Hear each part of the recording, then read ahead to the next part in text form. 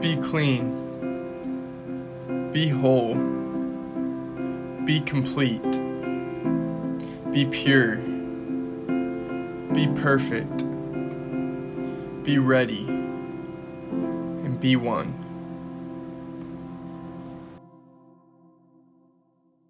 Today's tool is testimony. So, our testimony is basically, I'll read a definition: a formal written or spoken statement, especially one given in a court of law, a firsthand declaration or authentication of fact or evidence, a public recounting of a religious conversion or experience. A testimonial is a formal statement testifying to someone's character and qualifications, or a public tribute to someone and to their achievements. And so a testimony is basically your statement of here's the facts, or here's what's happened, so to speak. So probably a better word would be your story. Tell me your story. Yeah. I don't necessarily like saying that because there's well, I don't know, about 30 years ago now, there were people who would always go, well, just tell me your story, and they'd want to, I don't know what they'd want. It sounds real goofy, but when you say testimony, people usually think your story concerning you and God, and Right. or about your religious experience, Like what you have seen and believe so far, basically. yeah, what's happened in your life concerning God. But I want to talk a little bit today about both of those, your story, and then specifically your testimony. So I'll give in a bit a little of my testimony, just to as an example, kind of for people. Right. So first of all, we've talked about going to church and what's important to do at church. And one thing I think is important anytime we gather, and I never did this enough as a pastor, but is to hear a person's testimony or their story. We ought to hear different people's stories a lot because it's so encouraging. That's what picks you up is when you hear, wow, so and so had this experience. Yeah. I've had that experience, and they got through it because God really helped them. So I think I can get through it too. Right. So those are good and encouraging. Um, I do remember. Have you ever seen The Wizard of Oz? That movie? Yes. Yeah. Okay. So in The Wizard of Oz, the wizard, and he's not a real wizard, but he gives these gifts finally at the end to the scarecrow, the lion, and the tin man. He gives the scarecrow. Scarecrow wants a brain, so he gives him a diploma and says, you're just as smart as anybody else, but what you don't have is kind of evidence of that. So I'm going to give you a diploma. Right. And then he quotes like the Pythagorean theorem or something like that, which is silly, like as if that gave him the brain. And then the the lion, he was upset because he was afraid all the time, and so he gives him a medal. He says, "You need a medal, and then you'll have courage." And so he gives him a medal that says courage, and then he has courage. Yeah.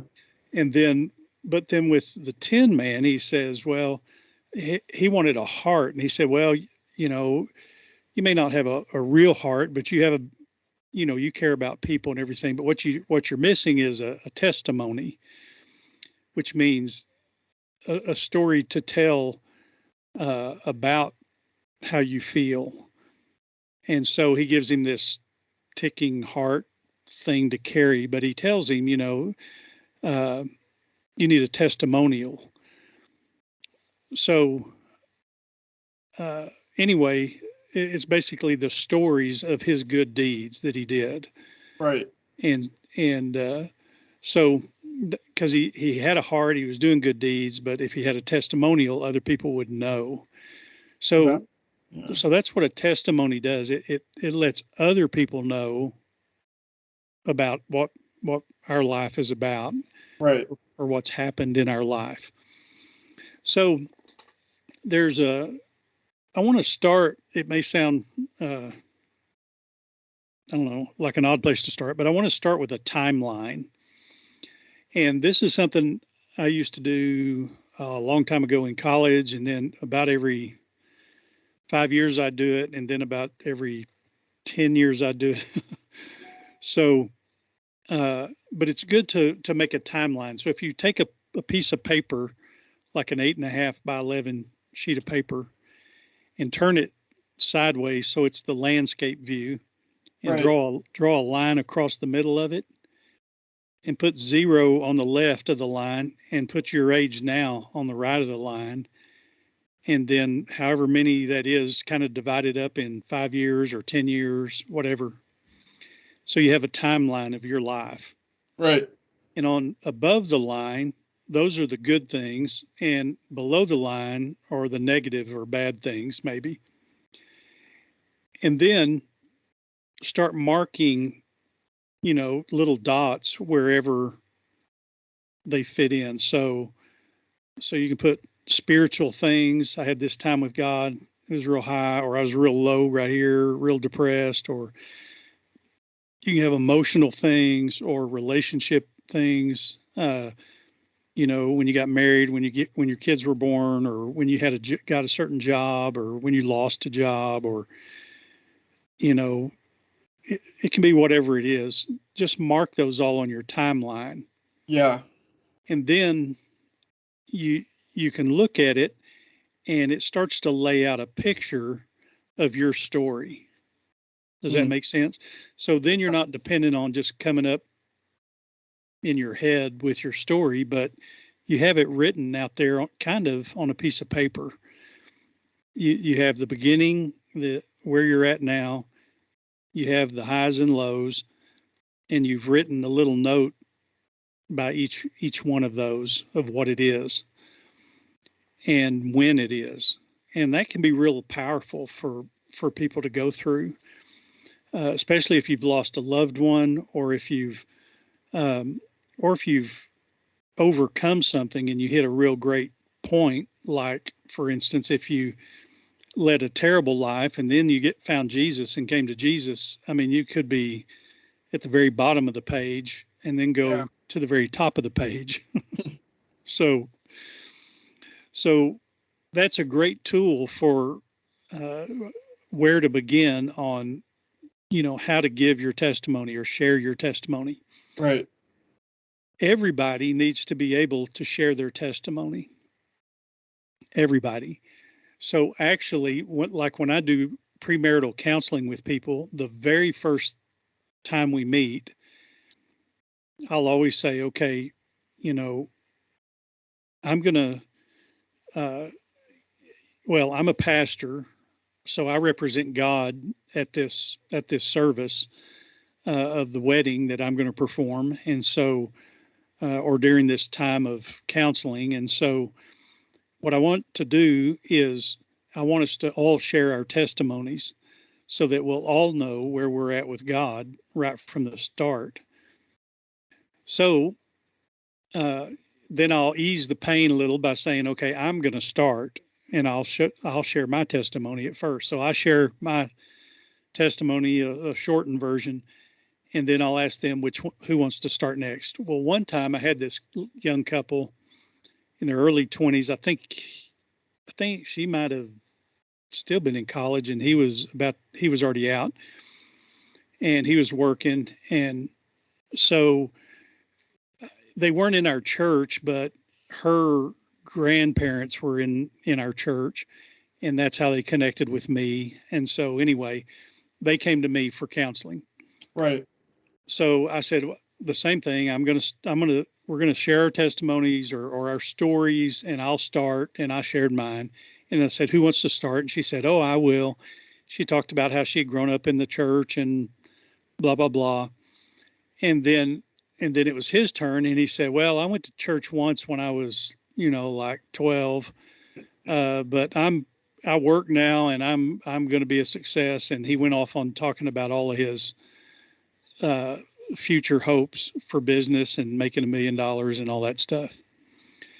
So as he was talking, I realized he didn't have a relationship with God. Yeah. I think maybe she realized it too because they never came back and they never got married. so, Wow. so, it's amazing how many people can like start dating someone, be dating for months. One of them is a Christian and they just assume because this person's so nice that they're a Christian too, or that they love them so much that they're a Christian too. And they may not be at all. And the Bible, of course, says don't be unequally yoked. And it's talking about those who are the people of God getting married to those who are not the people of God. Right. And in fact, God was pretty strict against that in the Old Testament. So, uh, so we have this idea of your testimony and the fact that it shares a picture of who you are with whoever you give it to. Yeah. So do you have any comments about? That's wild. That couple, just never got, you know, married at all. Because I feel like that's something, people don't talk about that. They just are like, oh, I'm attracted to this person, I'm dating them. Well, how often do you have like serious talks with them about stuff and things that like are important and like dive deeper before you, take more steps? And I feel like a lot of people don't, and so they end up in situations like that. Right.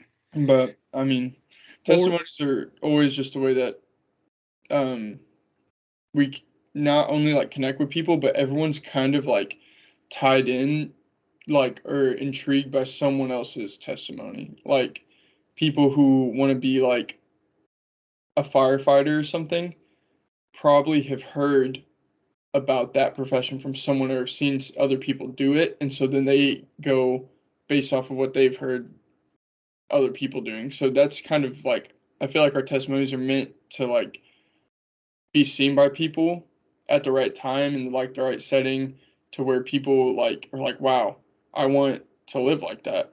Just like how we take Jesus's testimony and we want to live like that, or we should want to live like that. right. Yeah, that's good. In fact, the story of the firefighter, I wasn't really thinking about other professions, but it works the same way. A lot of times people will grow up and they'll go into the same profession as their parents. Hmm. And the reason is they've heard about that their whole life. And that's their world and they enjoy that and they want to be a part of that because basically of the testimonies or the stories that they've heard. And then you hear some people, my dad, he was a tool planner at General Dynamics and then Bell Helicopter. I don't even know what a tool planner does. I mean, he did that. He Tool retired doing that, a tool planner. So that they have these huge, fabrication of F-16s, the F-111, different planes, and then helicopters, Bell helicopters. I think the 262 and some others. Anyway, he worked on all those projects, and I guess they need tools to do certain things, and he plans how the tools are going to be used and what goes where and how it works. But it's just a one little cog in the wheel of manufacturing right. airplanes and helicopters. But he never talked about it, so we never knew what he did, Mm, and he never talked about his Navy experience until I was a lot older. I mean, if he had talked about that a lot, I might have joined the Navy or something. I never even thought about it. I never, of course, after uh, I grew up after Vietnam, so since we didn't hear the testimonies, good testimonies of Vietnam, no one wanted to join Vietnam. I yeah. mean, no one wanted to join after Vietnam. In fact, they didn't even ask. They didn't give me a number, uh, uh, selective service number, because there was a little window of time when they said, okay, we're done doing that. We're not going to have a draft, and we're not going to ask people to get a number or anything like that. So as far as, the military goes, I don't even connect with a number for the draft or anything, or Yeah. didn't back in the day. So we can tell our story. We can tell other people's testimonies as well, share other people's stories. And I did do that as a pastor. Some, if I had developed settings like small group settings, and then had the permission to share other people's stories, I would have been able to do it more. But we need to at least be able to tell two testimonies. One is our story, and the other one is Jesus's story. So we've talked about that, like with the Roman road we did last time, and who the church is, the bride. We've been talking about a lot of Jesus's story as tools, but today I guess we'll mostly focus on our own testimony. Yeah, that's good. I want to read a couple of scriptures. So in Revelation 12, I'll just read a section here. Revelation 12, beginning with verse 10. Then I heard a loud, of course, John is getting this revelation, from heaven. It says in verse 10, then I heard a loud voice in heaven say, now have come the salvation and the power and the kingdom of our God and the authority of his Messiah. For the accuser of our brothers and sisters, who accuses them before our God day and night, has been hurled down. So Satan has been hurled down. They triumphed over him by the blood of the Lamb and by the word of their testimony. Mm-hmm. They did not love their lives so much as to shrink from death. So it says, therefore rejoice, you heavens, and you who dwell in them. But woe to the earth and the sea, because the devil has gone down to you. He is filled with fury because he knows that his time is short. And I'll just read this picture because, again, it's a testimony of what's happening with Satan. When the dragon saw that he had been hurled to the earth, he pursued the woman who had given birth to the male child. The woman was given the two wings of a great eagle so that she might fly to the place prepared for her in the wilderness, where she would be taken care of for a time, times, and half a time, out of the serpent's reach. Then from his mouth the serpent spewed water like a river to overtake the woman and sweep her away with the torrent. But the earth helped the woman by opening its mouth and swallowing the river that the dragon had spewed out of his mouth. Then the dragon was enraged at the woman and went off to wage war against the rest of her offspring, those who keep God's commands and hold fast their testimony about Jesus. So twice there, once we triumphed because we have the blood of the Lamb, Jesus, who died for us, that his death and his blood over us has protected us, and then the word of our testimony. So we keep proclaiming what he's done in our lives, and there's power in that. And then at the end, it says we're recognized, we're the part of those who are of the group of God because we hold fast to the testimony about Jesus. Right. So you have to know the testimony about, you have to have Jesus in your life. You have to say yes to him, but then you hold fast to that decision, what happened, all the facts about it. You can just lay it out. So that's how we overcome the evil one. It's interesting. It doesn't say, it didn't say you triumphed because you could quote the Ten Commandments, or you triumphed because you knew a lot of scripture memory, or you triumphed because you're just a great guy, or you're so good looking, you triumphed, whatever. It says you triumphed because the blood of the Lamb and the word of your testimony. So in this day and age, testimony has power. We don't always understand that until we hear somebody's testimony, and then we go, wow, that's something else. So, and a testimony can be really, really short. So I'll kind of look back here for a sec. But so I invite people to the men's breakfast, different people And so I think I invited about 5 people by texting them last time. None of them came. How many usually come? Oh, there's about 22. This is to City Refuge Church. There's about 22. Yeah. Yeah. Yeah. There's about 22, something like that. So anyway,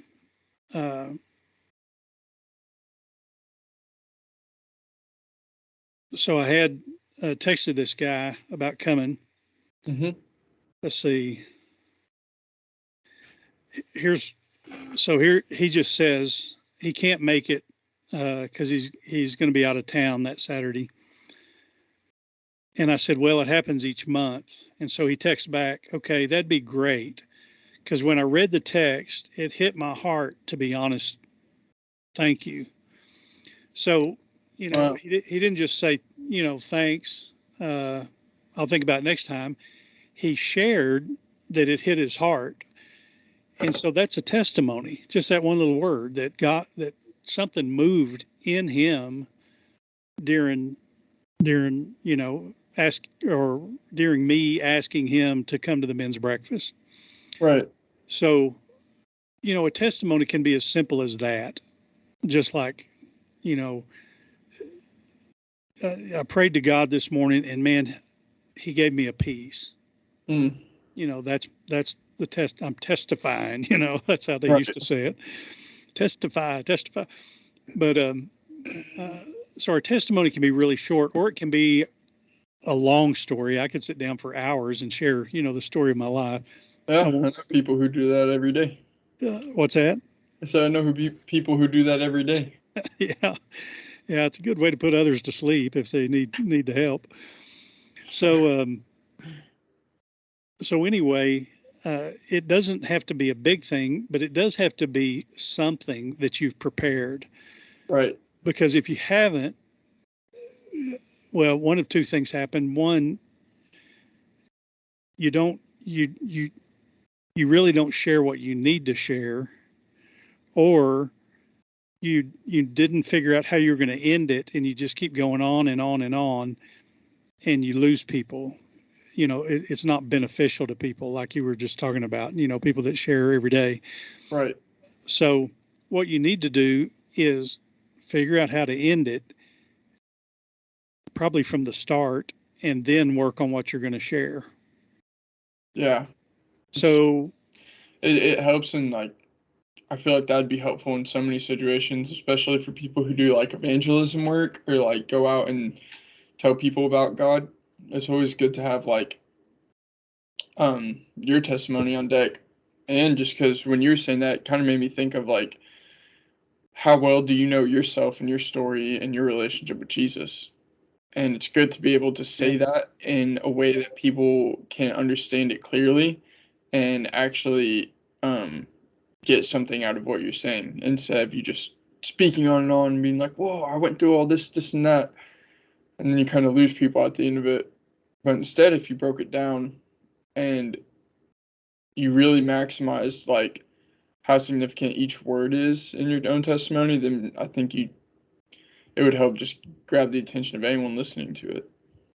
Yes, and if you've done the timeline, you can see which points are important for whoever you're talking to. Yeah. Like if I'm talking to a newlywed couple, I'll put in there about when I got married and stuff. But if I'm not, if I'm just talking to like a confirmation class, I'll just tell them about, when I accepted Jesus, was baptized, and some other moves down the road, and get through it pretty quickly. So, Right.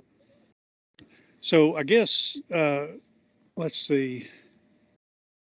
Well, let me read another portion here in Matthew 24. So the other passage I read was from Revelation. So that's the end times. Yeah. But it's a painting of stuff that's happened through time. In fact, I think when it was talking about the serpent spewed water like a river trying to destroy the woman, Mm-hmm. and I actually think that's the flood. So that's a long time ago. The flood came in, he was trying to destroy the earth and everybody in it. And although God, allowed that flood to come and destroy everything, but so I don't know. I may be wrong. That's one of those questions I have for God when I get to heaven. Right. Cause I want to see the video of like all this stuff when I get to heaven, if he'll let me, like the dinosaurs and all that cool stuff. Yeah. But another portion of the Bible talking about the end times is when Jesus was preaching in Matthew 24, and he talks about what's going to happen at the end time. And he talks about in verse 9, let's see, through 14, he says, "Then you'll be handed over to be persecuted and put to death. You'll be hated by all the nations because of me. At that time, many will turn away from the faith and will betray and hate each other. And many false prophets will appear and deceive many people. Because of the increase of wickedness, the love of most will grow cold. But the one who stands firm to the end will be saved. And this gospel of the kingdom will be preached in the whole world as a testimony to all nations, and then the end will come." So the gospel is going to be spoken, and people will hear the testimony uh, of the truth of Jesus in Mhm. all the nations.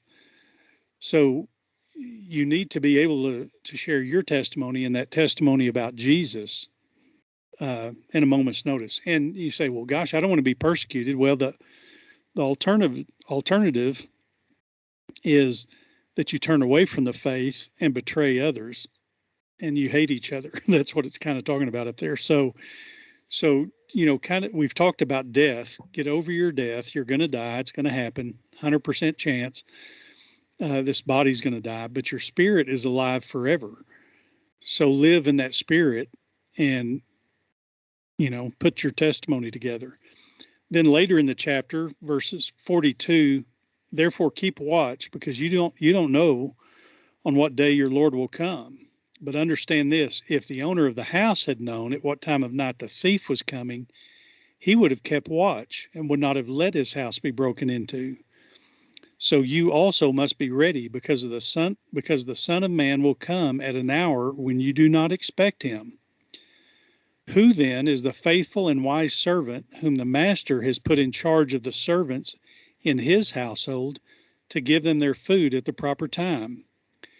It will be good for that servant whose master finds him doing so when he returns. So I read this passage uh, because it talks about the testimony earlier, but here at the end, it talks about, we need to be doing our master's business. And it says in this Matthew 24:45, who then is the faithful and wise servant whom the master has put in charge of the servants in his household to give them their food at the proper time? I wanted to read that verse because that is my life verse. That's the verse that God gave me, I don't know, maybe 30 years ago. Yeah, probably around then. And I had a couple verses I really liked, and a few of them I thought these are cool verses, but I Yeah. didn't feel like it was like a life verse. In fact, I'd never heard of a life verse. But this, uh, but then God gave me one, and that was it. He just uh, sent me to it and said, impressed it on my heart that He was speaking to me. So I have to go back to that all the time. Who then is the faithful and wise servant? Well, I'm not always faithful. I'm not that wise. Whom the master has put in charge of the servants in his household. I'm not in charge of anybody, to give them their food at the proper time. But I do give them food. I give them, this podcast gives them food. I give food to spiritual food Yeah. to uh, almost everybody I see. Right. And so that scripture is a huge uh, part of my testimony. It guides me all the time. I think of it. I think, gosh, I'm just failing. I need to get it done. Especially because the following verse says, "It'll be good for that servant whose master finds him doing so when he returns." So when Jesus comes back, if I'm not doing that, it's going to be bad news for me. Right. so, so when I retired from the Methodist Church after 22 years there, I tell people I didn't retire to go hunt, fish, or play golf, because I don't hunt, fish, or play golf. Yeah. But I retired to do a different ministry, and that ministry was to, ultimately more faithfully fulfill this passage. And so, so I've already retired, once from the Methodist Church. I'm never retiring again. I'll just hit it till I drop, because that's God's expectation of me. Right. Is so if other people say, well, I'm going to retire and go to the villages in Florida, Yeah. which to me is hell on earth. I mean, go to a bunch of old people playing Monopoly and golf all the time. That just sounds like Terrible. Yeah. So The anyway, villages. so there's other people who have life verses that I wanted to share. Yeah. There's a famous pastor, at least from about 15 years ago, named Rick Warren, and I won't read his verse, but I'll mention the reference. His life verse is Acts 13:36. Jimmy Carter was president back a long time ago. His life verse is Ephesians 4:32. Billy Graham, the most famous evangelist, in modern history, probably ever, really, his is going to be obvious. It's John 3:16. Pat Robertson, who's on the 700 Club, and he's like 140 years old, still doing the 700. No, he's in his 90s though. His is Philippians 4:13. I do know that one. I can do all things through Christ who strengthens me.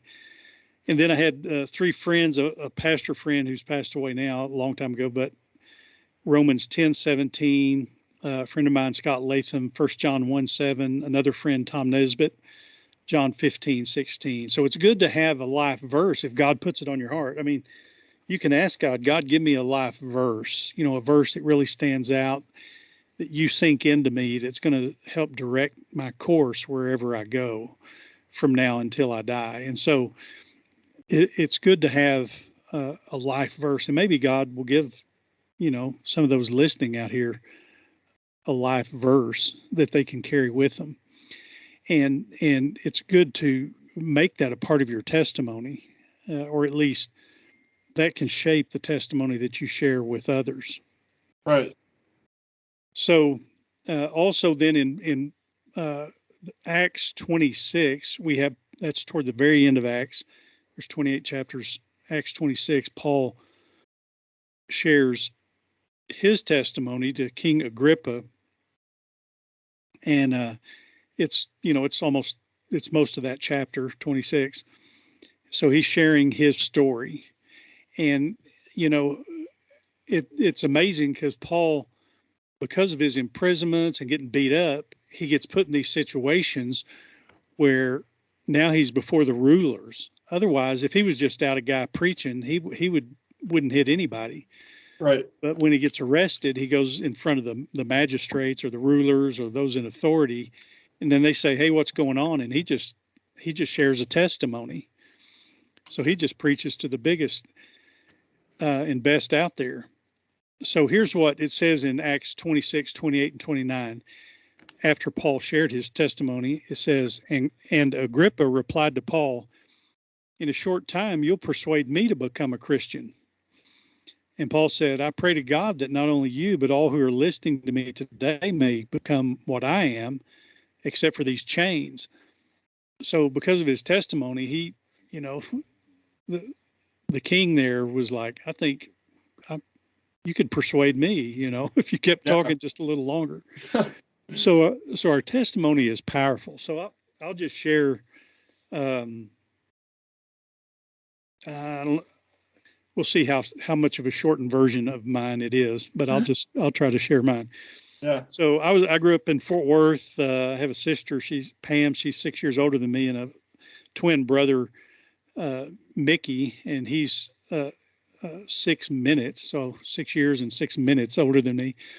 So I was the baby by 6 minutes, and then we grew up going to North Richland Hills Baptist Church, and so every year we'd go to Vacation Bible School. And when I was 9, during the summer, we went to Vacation Bible School, and the next Sunday, I guess my brother went forward, I went forward, and my cousin Jeff went forward, and we, quote unquote, gave our lives to Jesus Christ. I really can remember not being sure what I was doing, but I knew I knew I needed to, and my brother and cousin were going forward, and they knew they needed to because we'd been told we needed to, so we did. And then about 2 or 3 weeks later, they had a baptismal service, and we were baptized there in that church.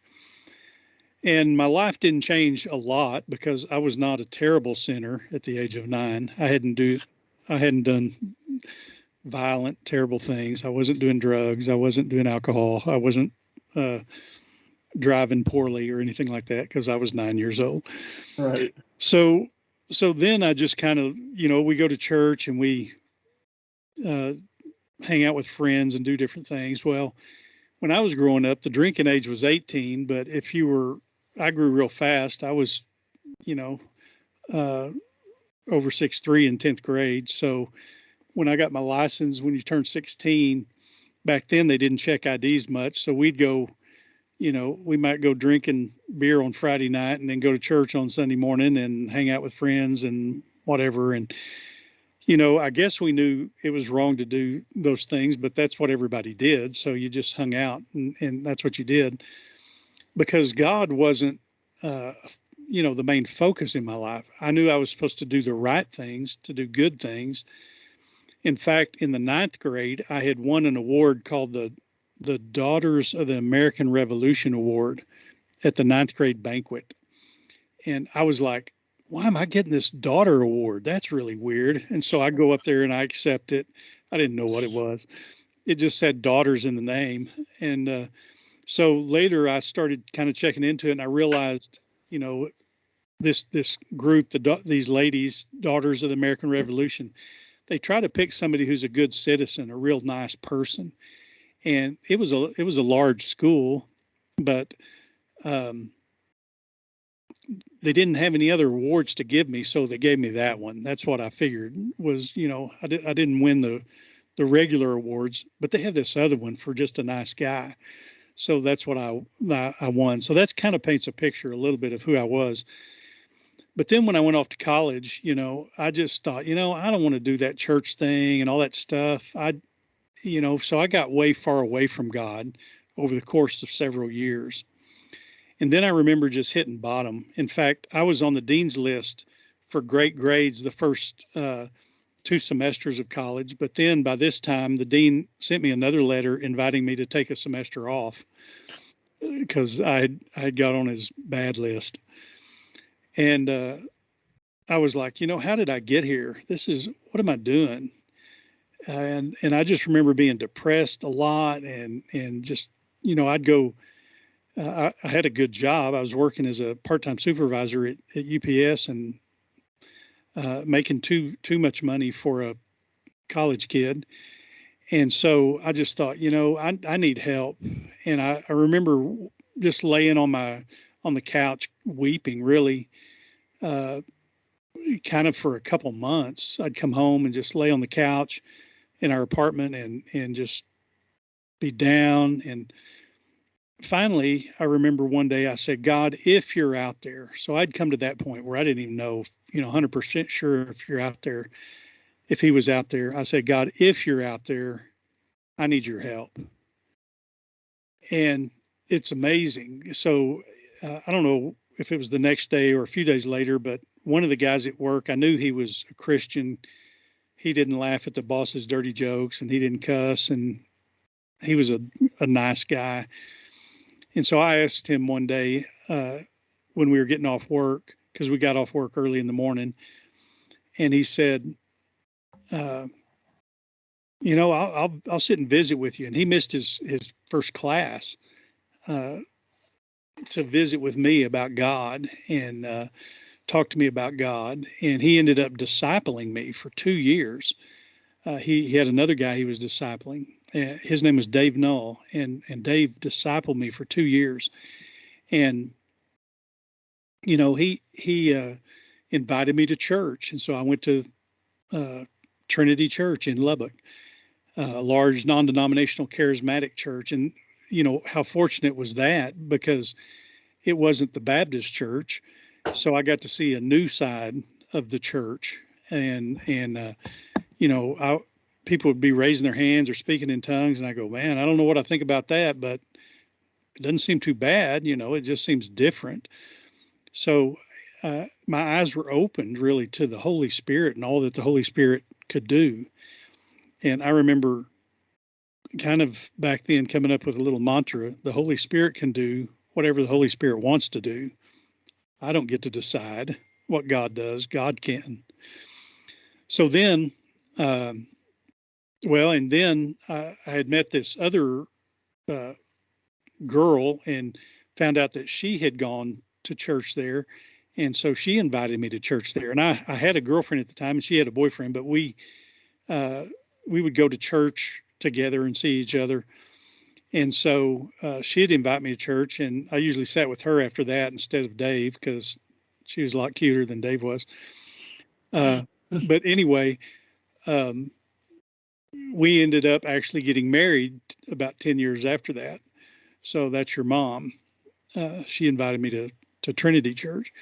She also invited me to the Tech Wesley Foundation, and it was there that, um, I tried to jump in and do some ministry at Trinity, but the college fellowship was too big, and I was too old for them, I think, and they didn't know what to do with me. But at the Tech Wesley Foundation, I just jumped right into small groups and mission work around town and coming to different things.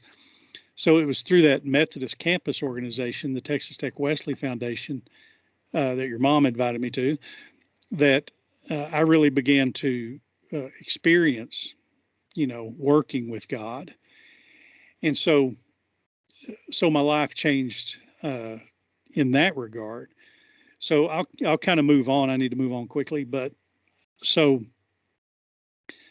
through that time, I just remember at the end of working kind of at UPS, the head guy in Lubbock came to me, and he never came over there to the loading building, but he came over there and he said, "Rick, I want to talk to you." And he said, "Rick, if you continue working at UPS," he said, "you can do. I see in you what I've done." He said, "I'm 44, and in a few years, I'm gonna retire." I thought he was an old man at the time. I'm like, gosh, now I'm thinking, wow, he retired in his late 40s. Yeah. He said, "But I have investments. I've done real well." He said, "I can see you doing that too." And I just remember thinking, man, nobody's ever talked to me that way about stuff.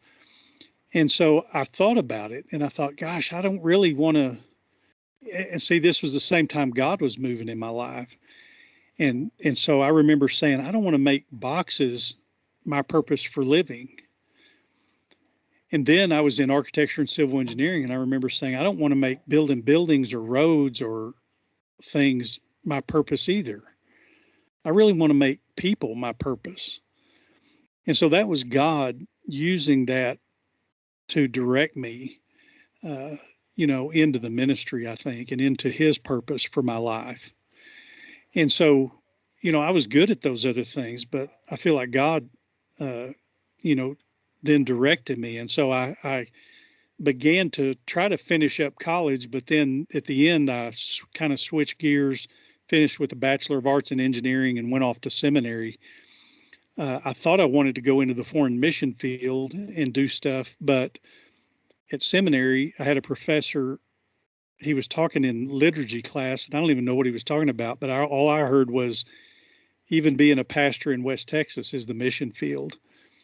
And so it, uh, I guess my heart was open to coming back as a pastor to the Northwest Texas Conference.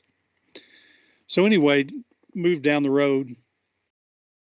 I become a pastor, come back to West Texas. I served in Plains, Texas, Abilene, Texas, and here in Andrews, Texas.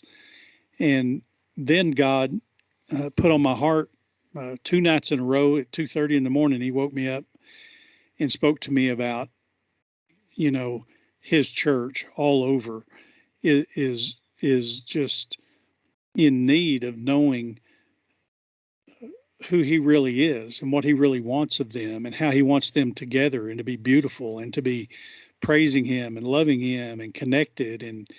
And so that was his calling me into that they may be one. He, put John 17 on my heart. He put be one, because that's what Jesus prays, that they may be one. He prays that 3 times. And so, he puts that on my heart. And so now that's my life's mission. I stepped out of everything, stepped off the cliff to do this until I die. Uh, anyway, that's my testimony. Oh, So I don't think I've ever really heard your testimony all the way through like that. I preached it a few times, sort of, but I don't know if I've laid it out. I lay it out a little different every time. Yeah. I mean, you can tell you definitely have your testimony ready to go. So that's good. Well, and I can shorten pieces and link, I don't have to mention specifics of some things, or I can add more depending on who I'm talking to, depending on the audience. Yeah, I feel like a lot of people's testimonies, they have that moment of like, God, if you're out there, or like Right. they have a breaking point. And I don't know if you ever remember taking like reading classes where they would teach you how to write a story, or like a writing class, and they'd be like, have your intro to your climax to ending stuff, Right. But I I was feel never very good at writing. I never paid attention enough in English class. I mean, it's kind of boring, but Well, I took English for architects. There was English for writers, English for doctorates, English for English majors, English for English teachers, English for the general public, English for athletes, and then there was English for architects. It was like a 2-page paper was the biggest paper we ever wrote in my English class. Oh, that must be nice. In 2 semesters. It was nice until years later when I had to write papers, and I'm like, they taught me nothing in that class. Right. But I mean, testimonies don't really necessarily follow like the story, like, format. But I feel like testimonies have their own format, in the sense of like, there's always a time in like someone's life where like they feel like they don't have all the answers, but then they try to get some answers at a time. And you never get all of them before like you die. I feel like it's always like you're always going to be asking questions, and you're always going to be working on something else until you die regardless. So I guess what I like about what God has told you is how like he has something for you that you intend on doing like the rest of your life. When I feel like some people's testimony might end when they're 50, and then the rest of their life is they just go off. And Right. Yeah, that oh, would be bad. Or they just they go through the time when they said yes to Jesus and then they got baptized and then that's their testimony. mm-hmm. And I'm like, well, goodness, God's still around. Yeah, I think that's like I told you about it yesterday. I think one thing misleading about testimonies is that people listen to the story, but you hear so many stories these days that are just like the stories people love. I mean, people love documentaries, don't get me wrong. Like the true stories, like they love seeing that because they're like, oh, it's actually true. It actually happened. I can't believe it. Like happened that way. Right. But then people love these over like emphasized and over fantasized stories of like, for example, Shrek. He goes up, saves his girl, locks her down, marries her, doesn't slay the dragon marries his donkey. I don't know. But Oh, yeah. it's I like love Shrek. yeah, it's just a crazy story. And I feel like people think testimonies are like this not super crazy story. They can see how it's real, but they're just like, that might not be true for me. They're like, I don't even know if I have a testimony, but that person's testimony is cool. But what they misunderstand about the whole thing is that like everything about a testimony is real and living and happening now, and is like currently in the moment that we're like living, breathing in. So it's like Jesus is actually living right now in us and through us, and our testimonies are basically just catching people up to where we're at right now with Jesus, and it's still going to like go until we die. Right. And again, back to the definition, it's a firsthand declaration of the facts. Right. So it's not make believe. It's when I testify in court, I have to give the facts, the truth. So I'm trying to lay out the truth as best as I see it. Right. And the whole truth and nothing but the truth. Well, I don't know about the whole truth because that'd take hours and hours and hours, but I'll give, what I'm saying is true. And I'm painting, I like to always say, paint a picture of what's going on here. And so if they painted a good picture, then you have a picture of that person. And, you know, and just like that guy I was talking about, who came in with that little girl and they wanted to be married, he hadn't started the painting yet. Yeah, didn't even buy the paper. Yeah. He, if you don't connect with God somewhere, then I mean, you have a testimony, I guess, of facts that are out there. It's just a story that's sad because we know the end result of not having a relationship with Jesus. Right. So it isn't that you don't want to hear their stories; it's that it's just sad because until you bring Jesus in the picture and you have hope for eternal life, uh, it's hard to get excited about it for Right. those of us who have eternal life. Yeah, and I mean, people, they're not very excited about life in general. Yeah, I mean, I talk and to people like that every day, and it's just I left out, a lot of things. There's, the death of my parents, the death of my brother, death of my nephew. We've talked about those during death, but um, you know, probably depending on um, who I'm talking about. If I'm talking with a bunch of guys in their 30s and 40s, I'll talk about my cars because that's a part of the testimony too of what God's worked in my life, the different vehicles I've driven and had, and guys like cars, so they get into that. If I talk about yeah. a few of those stories, so you can, depending on who you're talking to, you can share different parts of your story, of your testimony. The part I shared were, I feel like I painted a picture enough of me and people could see who I am and where I'm from, and a little about my family and my early church experience, and then how I moved with God and a few other individuals who affected my life later on, and then certain decisions that came up. So by painting that picture, people can find themselves somewhere in that, Right. I think. Yeah, I mean, it's like they can relate to certain points of it, and that's what I mean. I've heard people say like your testimony isn't necessarily for everyone, but like what God does through your life, someone else will go through too. So I don't know how you feel about that, but like if someone deals like heavily with something in their life, then like if they really hone it and then they know Jesus and then they know how to steward their testimony and like what had happened and can speak about it in a way that like someone else who's currently going through it can like benefit off of it, then like testimonies are really built to like help each other out. Yeah, I mean, I have a thought about that. It's mostly, Jesus says, don't, when you go out to speak, you disciples, don't take two pair of clothes or extra bags or extra money or anything like that. Just go, just as you are, just go, and I'll take care of you.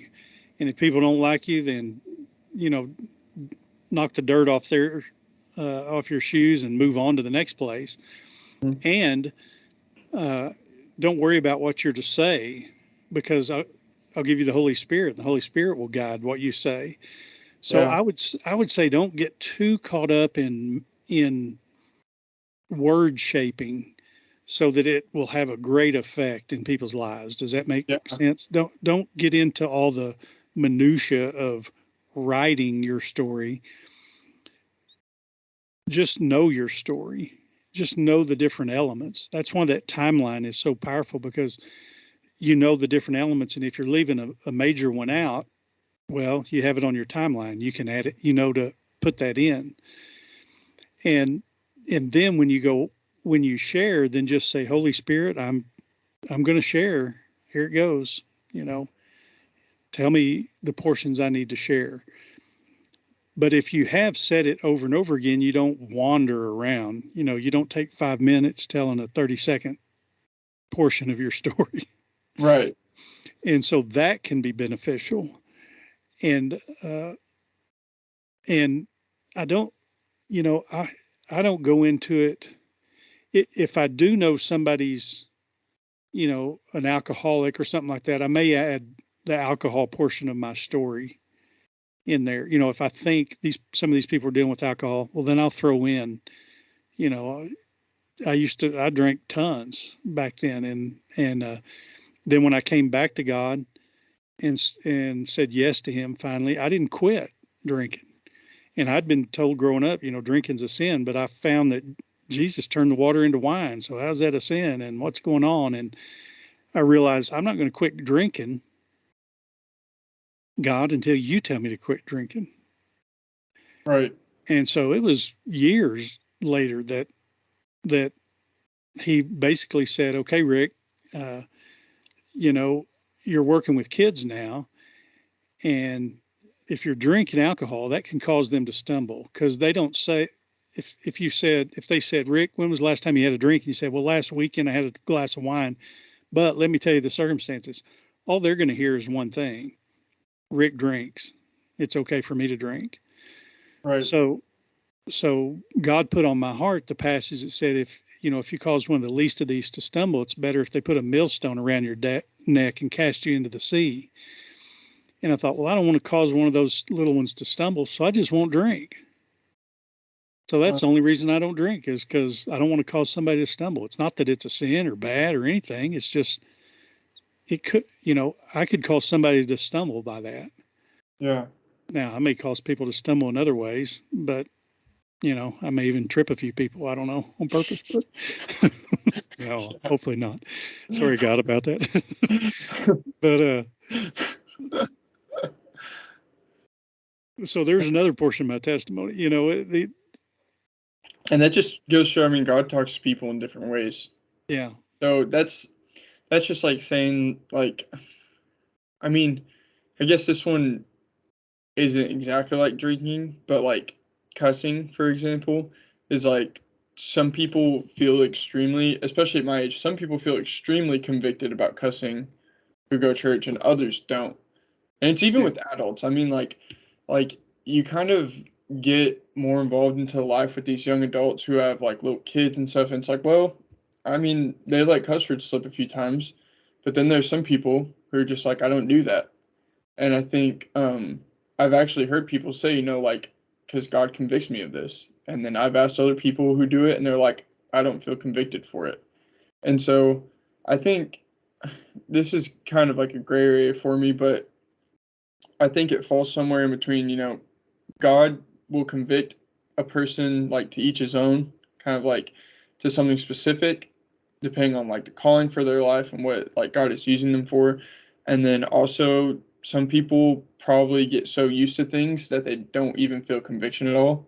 And so it's good to pray and ask God to like tender your heart towards like certain like actions or situations so that you can feel if how bad or how good it is and like what's Right. happening going on.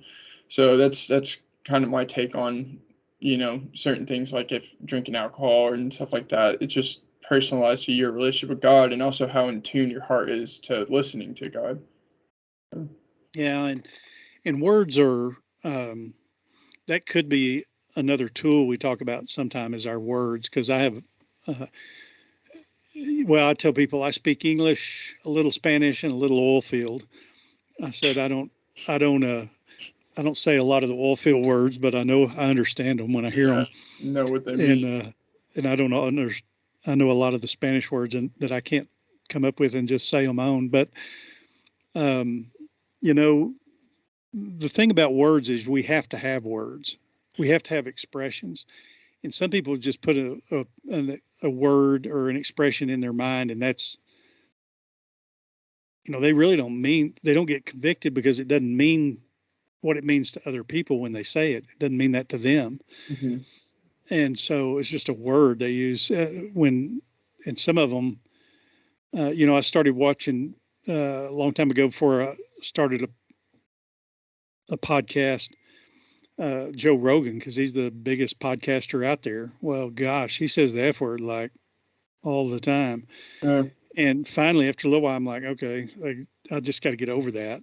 It's no big deal. I'm just, if I get offended by it, I won't get through the podcast. What's the same in the oil field? If you're offended by that word, you can't work in the oil field because it's everywhere. Yeah, there's some people that are worse than Joe Rogan with it out there. I mean, so you just move on. I mean, it's just And it's a the word to them. You're like, well, yeah, you realize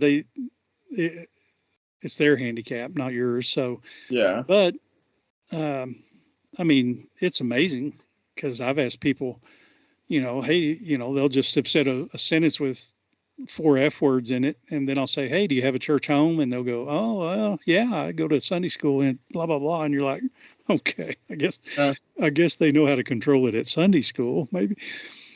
So, never know, because if you say it so much, you never know when it'll slip. well, that's true. So,